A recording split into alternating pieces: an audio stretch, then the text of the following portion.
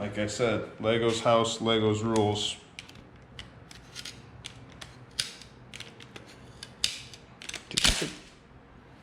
Dude, you cut my belt.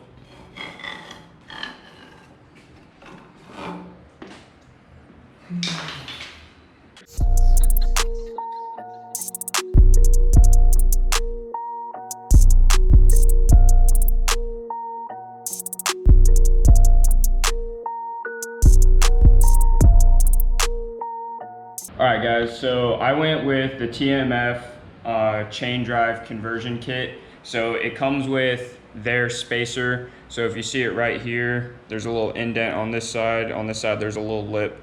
So we already took the rear pulley off. So the way that you put it, the little lip, it's gonna sit like that. And then you just line up the bolt holes you can see down in there. And then the next thing you do is you put the sprocket on. So your sprocket, if you can see it, it goes this orientation. You know, you have the letters and everything facing you, and you do the same thing.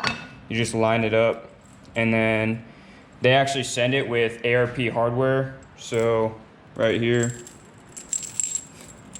you're gonna use the ARP hardware, and you want to make sure that you Loctite these bolts because they're really well known for backing themselves out. So make sure you use a good amount of Loctite.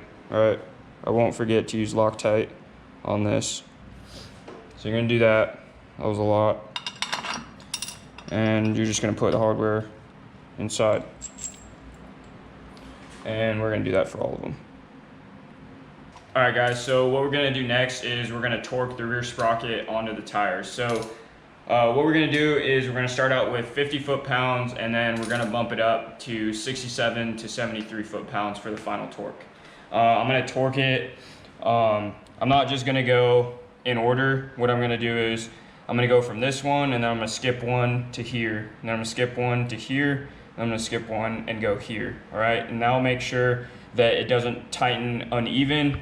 And then on the final one, I'm just gonna torque them all in a circle.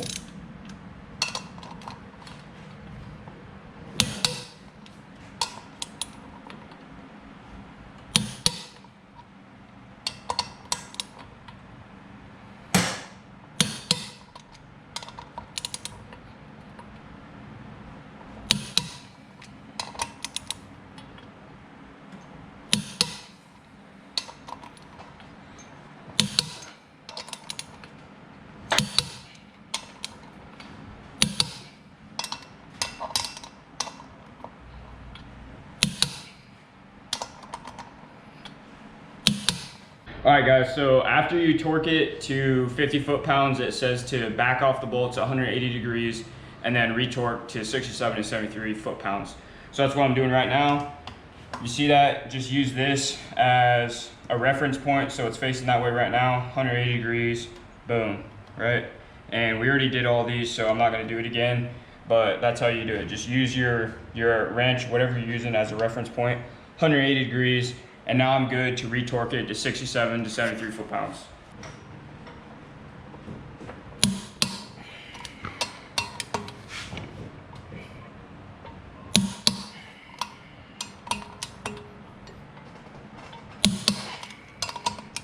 Notice how he's using the same star pattern.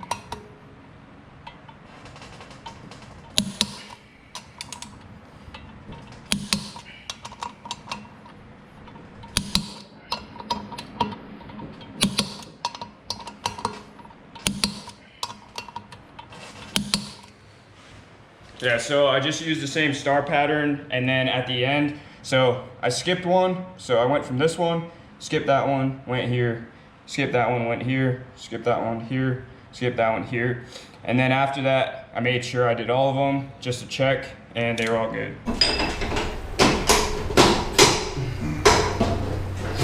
Wind up. Wait.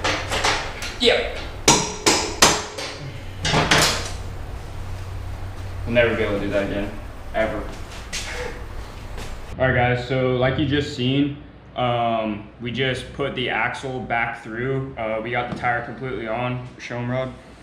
So we got the sprocket on with the spacer, all the hardware on that side, and then on this side, if you notice, So this right here is your brake caliper, and this right here is actually a speed sensor, and this works with your ABS. So we had to make sure we installed that correctly. And then what we did was we took out the axle block adjuster Allen keys, and the reason we did that is so we could push the tire completely forward. So you see, I can move it now, but I want it all the way pressed forward. And you want to make sure it's even on both sides so your tire's not canted. But the reason you do this is so you can get the most life out of your chain. So you're going to push your tire all the way forward. You're going to tighten down your axle nut.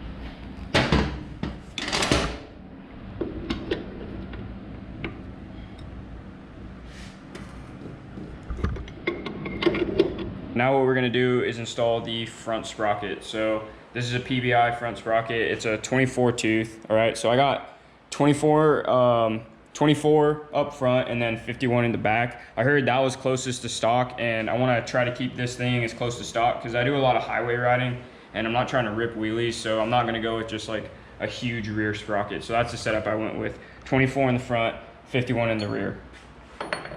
So all you need to do is put it on this way, right? There's no index spline, so you just got to try to get it to line up just like that. All right. The next thing we're going to do is we're going to throw the chain on, and then we're going to use the rear brake in order to torque this guy right here because we have no way of tightening this without it spinning. So we're going to do that now. All right, guys, so right here, this is a 3D premium chain. So when you're going with a chain conversion kit, you want to make sure you're getting a good chain. All right, I know I've seen some of the companies that I didn't go with them because I think that they're skimping out on the chains, but TMF Cycles, they hook it up with a pretty good chain. Like this chain's over $200 if you just bought it. It's 530 pitch. I think for Harleys, everything you're gonna buy is gonna be a 530 pitch. I know I used to ride sport bikes, so you got different pitches, but you need to make sure whatever chain conversion kit or sprockets, if you're buying them separate, that all the pitches are the same. So you got 530 pitch on the chain, you got 530 pitch on the front sprocket, and you got 530 pitch on the rear sprocket. You don't want to mix pitches because what that is like the width of the sprockets and stuff. So you're gonna start messing things up. So what you're gonna see us do now is install this chain. And one last thing that I forgot to mention is on Harleys and street bikes, it's recommended that you use a rivet style master link and you don't go with the clip style. All right, I know if you're riding dirt bikes and stuff like that, maybe doing track days, then a clip style is all right. But for everyday street use, use a rivet style. So then you put yours on that. You're gonna have to move it down. Stop. You're gonna have to move this way. And then you put it on there. Yeah. Like that light. Your axle all the way. Wait. Yeah, make sure it's not this way. Boom. All right, guys, so like you just seen us do, we just fed the chain over the front sprocket and then over the rear sprocket. So you want to make sure you're not skipping any teeth on the front sprocket, like if there was one of the chain links was raised.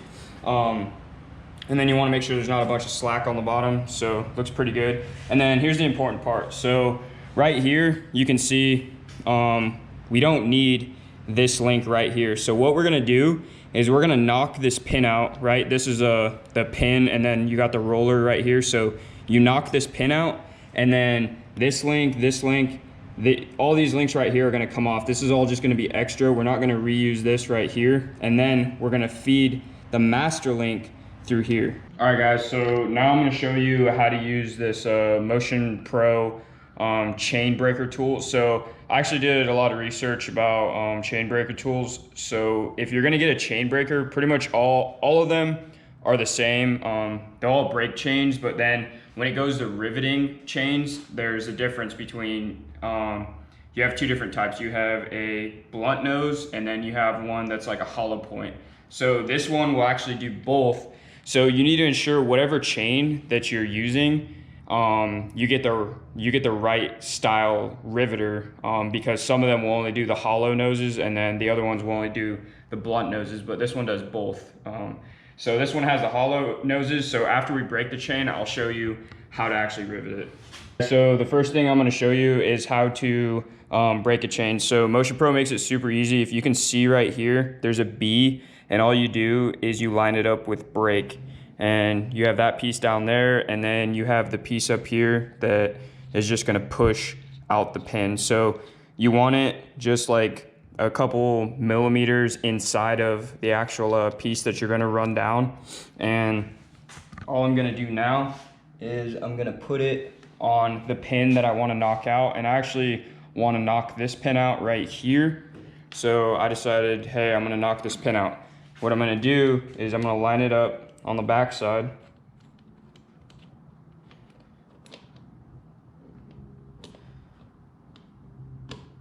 So I got it lined up on the back side, and then I'm just going to tighten that down right there, make sure it's tight. And then what I'm going to do is I'm just going to run this in, and I need to get a wrench. They also put this guy right here so you have more leverage, but all I need to do to knock that one pin out now is tighten this down. So I'm going to do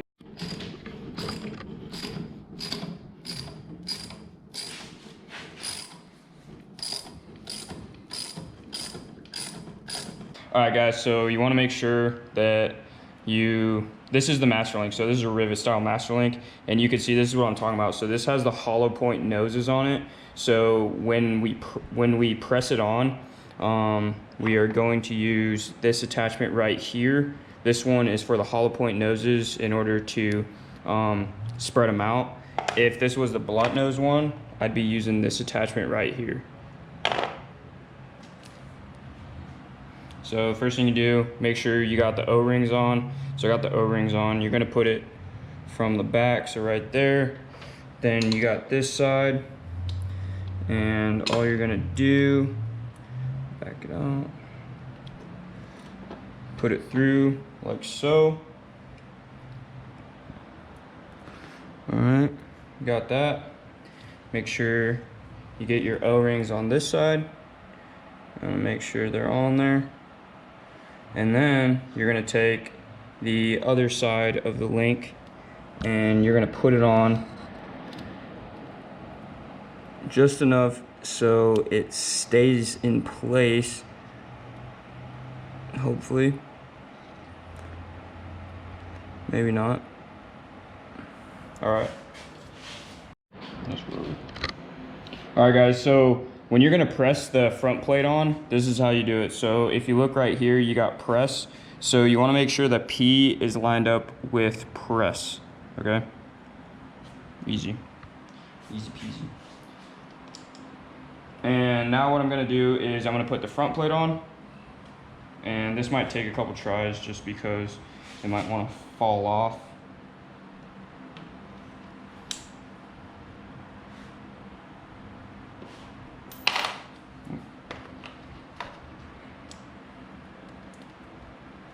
All right, so I'm gonna hold the plate. I'm gonna get that back piece on. So I'm gonna make sure the back piece is in the grooves, and then you're gonna do the same thing for the front. You could get it on there. Okay, so when you do this, you wanna make sure that the back piece right here is, you wanna make sure that it's centered on the link, on the back plate, and then the front piece too, you want to make sure that this metal piece right here is centered on that, so you're pressing it on evenly. And when you tighten this, you gotta measure it, or you can do, if you've been doing this for a while, you can do it by feel. I'm just gonna do it by feel. But if you look on the box that it comes with, it's gonna give you a measurement of like how wide it should be, or you can just compare it to the other link, which I'm gonna do. So right now I'm just gonna tighten this up.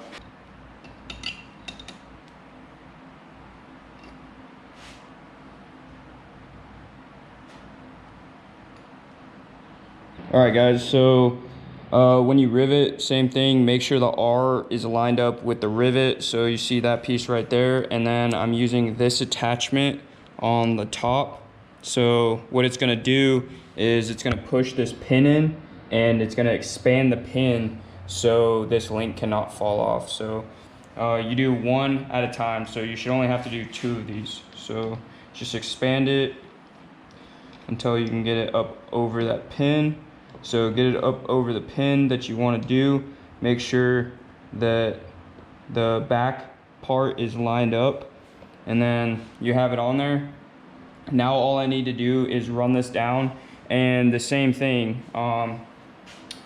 One thing that I saw some other guy do was he just measured the pin. He measured from one side to one side and then came up with the measurement, and then he did the master link just like that. So that's probably what I'm gonna do, or I'm just gonna look at it and I'll call it good.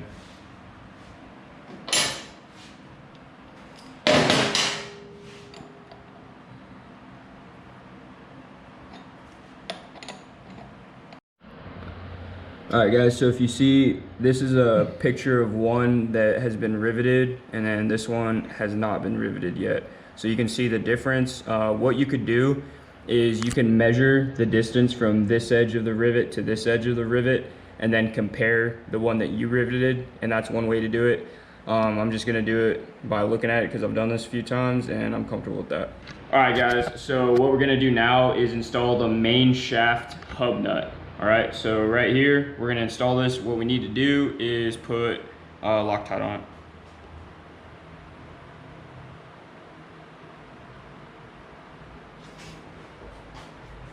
And this is right-hand threads, so that means it's normal.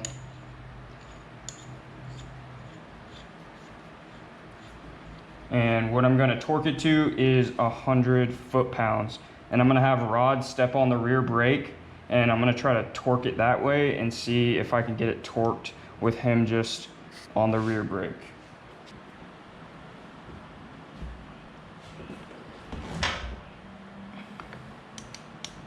Good.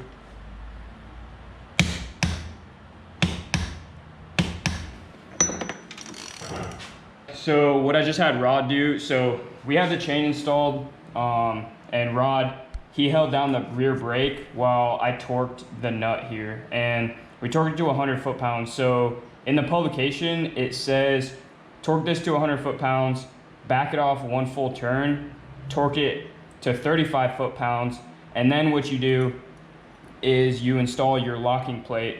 And what you're trying to do with this right here is line up the holes with the holes on the locking plate. So that's what you're trying to do. So if you torque this thing to 35 foot-pounds right here, this nut, and these holes don't line up, what you can do is you can spin it around and then there's more holes, so you can try to line it up. If it still doesn't line up that way, what you do is you can torque it an extra 35 to 45 degrees. It doesn't give a torque specification, it just says 35 to 45 degrees. What I'm gonna do though, I'm gonna leave this at 100 foot-pounds, and I'm gonna tighten it just a little bit more in order to get this just a little bit more lined up. And I'm just doing that because it's my preference and I want it at 100 foot-pounds, and I'm not gonna leave it at 35 foot-pounds, so whatever. Take the plate off.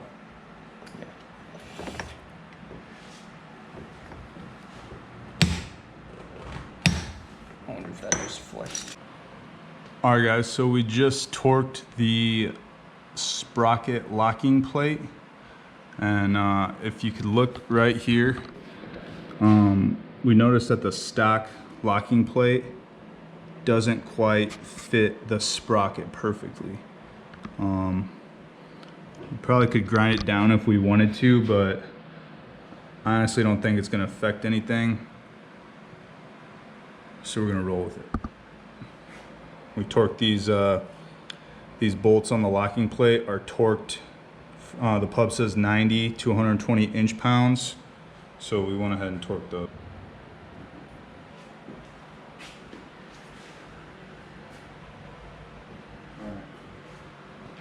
All right guys, so what we just did was we just put the inner primary on, and it's pretty easy because you have alignment dowel pins on the back through here and here, so you can't really mess it up. So you just make sure that it's sitting flush against your engine and your transmission. Make sure it's sitting flush, and it is. The next thing that we're going to do is there's alignment pins on the back of the primary, or on the inner primary right here for the starter. So we're gonna push the starter through after we tighten down the primary, and then we'll tighten down the starter and go from there. All right, guys, we just installed the inner primary. There's 5 bolts, all of them are the same length, so it doesn't matter which position you put them in. However, it does matter which way you torque them. So the publication says to go 1, 2, 3, 4, 5. So we're gonna go in that order, and the torque is 26 to 28 foot-pounds.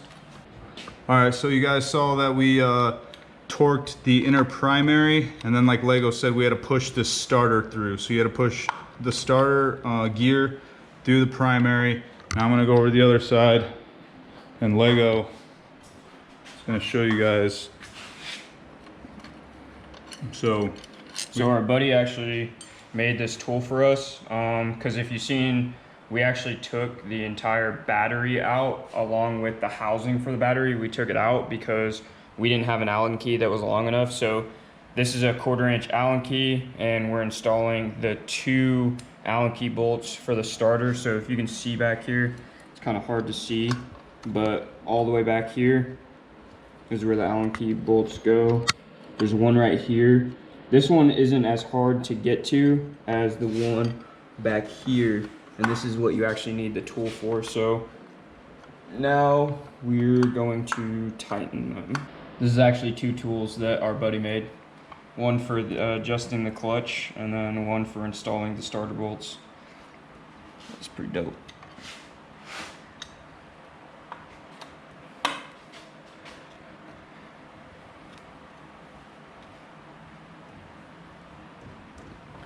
And the torque on these is good and tight.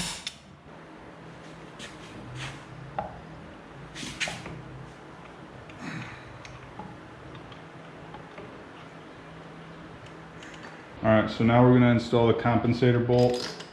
We have our torque block installed. This is regular thread. Torque on this was 100 foot-pounds. And then, what was it, Lego? Back off. You back it off half a turn, and then you retorque it to 175 foot-pounds.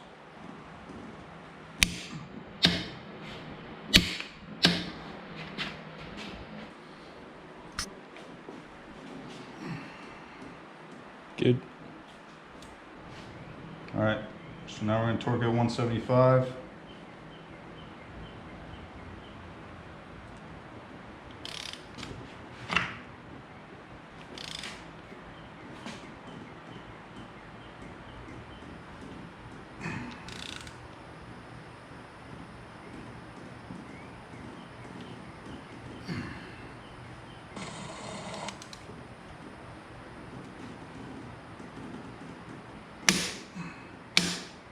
All right, so we got the compensator bolt all torqued. We just put thread lock on the clutch hub spline, put the nut on it. The nut is reverse thread, so now the publication says to torque it at 80 foot-pounds. So we got our torque block back in. All right, and we're gonna torque it at 80 foot-pounds using a 30mm socket. All right, so now we're gonna put this shaft back in the clutch. Just goes in like that. And then we're gonna put the block off plate over it. All right, it's got these 2 little tabs, so you can only put it in one way. All right, and then there's a snap ring that we're gonna put over it.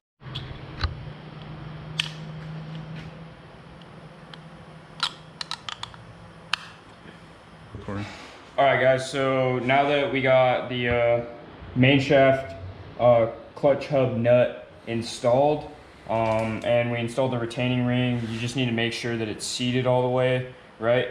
So now what we're gonna do is the chain tensioner, we're gonna torque it, and I'm torquing it to 24 foot-pounds, all right? I'm not gonna adjust it because we didn't disassemble the chain tensioner, so there's no need to reset it. It should be at the correct tension. So all I'm gonna do is torque it.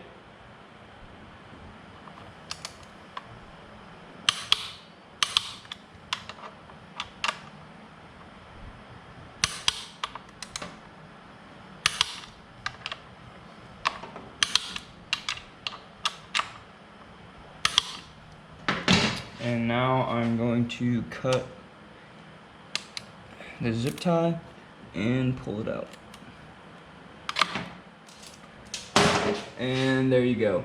Now that we installed the chain tensioner, as you can see there, we installed it. Next thing we're gonna do is we're going to adjust the clutch. So in order to do that, you need everything installed that we already installed. All right, so right here, the adjuster screw, you wanna make sure that the jam nut's broke loose. So you see jam nut, it's not against here. Make sure it's loose. So the way that you're gonna do this is you're gonna turn it until you feel a sharp rise in torque. So you feel a sharp rise in torque, right? And then use an Allen key and use a reference point. So in our manual, it says back off 1/2 turn. So you can see this is about 90 degrees here. So I'm just gonna back it off 90 degrees.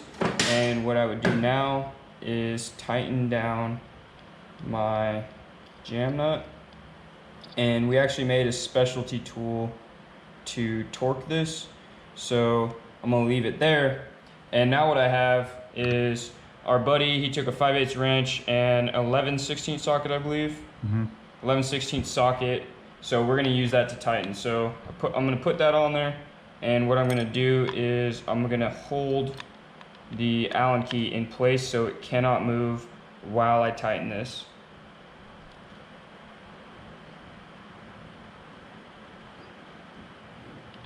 So I got that tight, and now I'm going to adjust it using the ferrule nut over here to take up all the slack. So after you adjust the side down here, you need to pump your clutch 3 times to set the release mechanism. So it doesn't matter if you pump it more. And now what I'm gonna do is I'm gonna take the free play out of the clutch, and you do that by adjusting your ferrule nut down here. All right guys, so what I'm doing now is I'm gonna eliminate the free play right here. So you only want 1/4 inch of free play between your cable and your actual clutch lever. So we're gonna take up that space right now. And you do that by adjusting your clutch cable right here.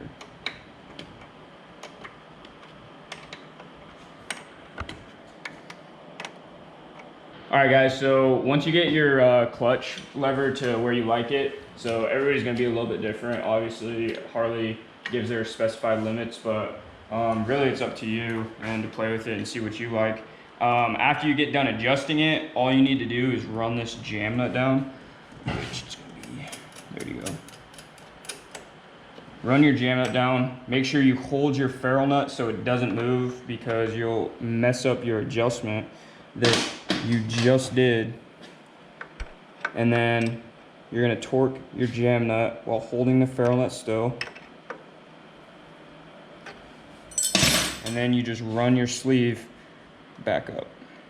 All right guys, so what Rod's doing right now is he's putting thread lock on all the bolts. So right here we have the outer primary, and then on this side we have the inner primary. Everything's installed that needs to go on the inside. There's 2 dowel pins located on your inner primary that make aligning this a lot easier. And then all we're gonna do is put this guy on right now. Make sure you're using a new gasket. We got it all from Track or Die. And yeah, that's what we're gonna do.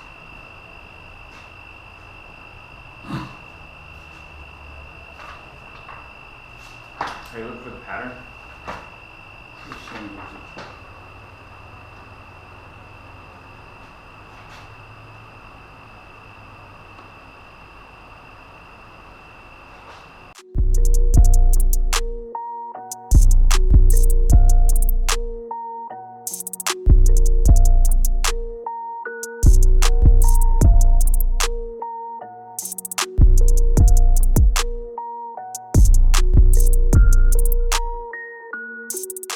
All right guys, so we installed the battery box and this cover, put the battery in, going to this side. All right, we put the derby cover on, the peg, the shifter. We also installed this chain slider right here. And now what we're gonna do is Lego installed this chain aligner, and he's gonna measure the chain, and all I'm gonna do is tighten these up, and these bolts right here, and that's going to bring the chain back and put tension on the chain, and then he's gonna measure it and check the slack. So we're gonna do that right now. All right, guys. So this is how you're gonna measure your slack, right? You can either do it with yourself like sitting on the bike, or we're just gonna do it up here, you know, and it's gonna be close enough. So pick a reference point on your swing arm, and then what you do is you pull the chain down, you get the measurement, so it's like 3 1/4 right now. And then what you do is you push your chain up, and it's almost at, let's see, it's a little bit above 2 1/4. So it's like about 1 1/4 of slack. So right there, that's where you want to be, between like 1 inch to 1.5 inches of slack. And after that, all we need to do is throw the seat on and we're good. So we just put tension on the chain. Lego measured the slack. We're good. We're at about 1 inch and 1/4. So now all I'm doing is I'm going to tighten up the axle. We're going to put the seat back on and go test ride it.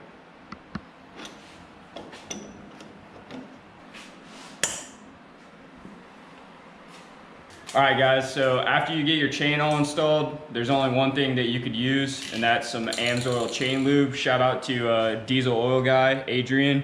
If you need anything for your bike, any type of lubricant or anything, hit up diesel oil guy and he'll get you set up. All right, so this is what I use on my chain.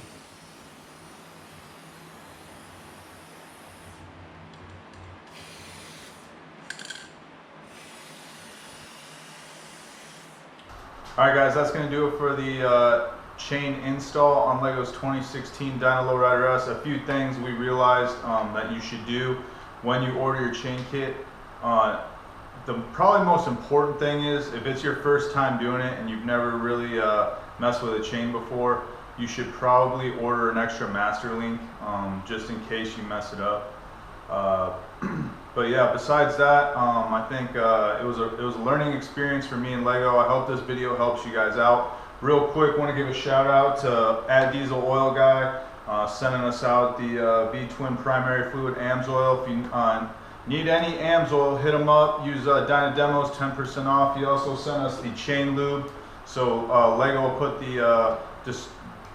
put his information in the description.